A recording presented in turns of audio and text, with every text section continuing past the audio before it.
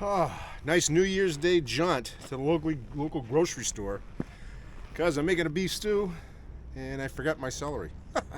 It's always something. It's actually a pretty nice day out. It's cold out, no doubt, but it's nice to get a ride in for the first day in 2024 for what I hope will be a great ride season. Little note about the heated gear. When I put it on today, I figured out that I left the remote troller control on. So I'm assuming that my battery's been drained down because it certainly, the little light comes on, but it certainly is not at full power coming over here because it definitely was not as warm as it was the other day. And if the battery's dead, it'll only stay on, and we'll go up to a quarter. So, all right, let's hit the road.